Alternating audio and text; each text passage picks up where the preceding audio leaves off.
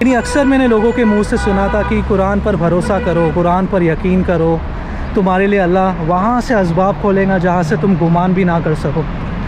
तो ये एक इंडियन शख्स रहता है, ये one of the middle eastern country में इसकी छोटी सी लेस की दुकान रहती है, जो औरतों के कपड़ों में जो लेस होते हैं ना, उस लेस की दुकान रहती है, और जरी वगैरह का काम करता है। तो अब इसके पास एक डिस्ट्रीब्यूटर आता है और वो डिस्ट्रीब्यूटर इसे एक लेस देता है और कहता है कि ये लेस है, तुम अपने पास रखो, पूरा बंडल देता है और कहता है कि जो भी इसका मुनाफा हो तुम रख लो और मुझे इसका कॉस्ट दे दो।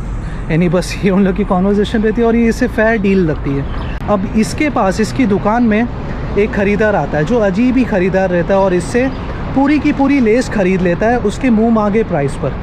अब ये खुश हो जाता है कि यार अच्छी खासी डील हो गई है, पूरी लेस बिक गई है मेरे मुंह मांगे प्राइस पर।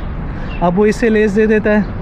कुछ हफ्तों बाद इस शख्स के, यानी जो इंडियन शख्स है, इसके घर पर STF आती है, स्पेशल टास्क फोर्स जो रहती है वो आती है, जो कमांडो मास्क वगैरह पहनते हैं वो आते हैं और वो इतनी सख्ती से इसके घर के अंदर आते हैं जहाँ पर इसके बीवी और बच्चे हैं, छोटे बच्चे और बीवी हैं, और घर के अंदर घुसते और इसका गिरेबान पकड़कर इसे खींचते हुए लेकर जाते हैं। किसी को कुछ बोलने की इजाज़त नहीं। इनफैक्ट इन लोग को वहाँ की ज़बान भी नहीं आती, इसके बीवी बच्चे को बोलना भी अलाउड नहीं कि अगर तुम लोग ने बीच में बोले तो तुम्हें भी लेके जाएंगे।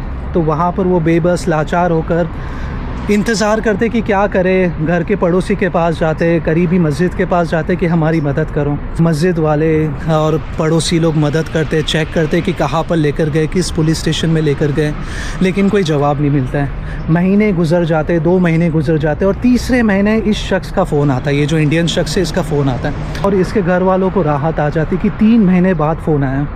इसको पूछते कि आप कहाँ पर हो, वो कहता है कि मुझे नहीं पता मैं कहाँ पर हूँ, मुझे एक अजीब सी जेल में रखा गया है। फिर इससे पूछते कि तुम्हें किस जुर्म में रखा गया ये तो बता दो, तो वो कहता है कि मुझे टेररिज्म के जुर्म में डाला गया है। मतलब यानी मेरा नाम इन लोग ने ऐसे काम में डाले जिसकी इन लोग के पास ना ही कोई सबूत है, कुछ भी नहीं है। तो खैर अभी इसके घर वाले और परेशान हो जाते, इन लोग के पास कोई रास्ता नहीं। अब इसके घर वाले वापस जाने की तैयारी करते कि अभी हमें वापस शायद अपने मुल्क लौटना होगा, इस घर का खर्चा कैसे चलेगा, बच्चों की पढ़ाई वगैरह कैसे चलेगी, क्योंकि जो आउट ऑफ इंडिया में रहते उन्हें अच्छी तरह पता है कि यहाँ का जो कॉस्ट ऑफ लिविंग है बहुत एक्सपेंसिव होता है। तो खैर ये बात को 6 महीने हो जाते हैं और अब इसके घर वाले जब जाने की तैयारी करें तो 6ठे महीने इसका वापस कॉल आता है। अब जब इसका कॉल आता है ये कॉल कोई नॉर्मल कॉल नहीं रहता, ये काफ़ी डिप्रेसिंग कॉल रहता है।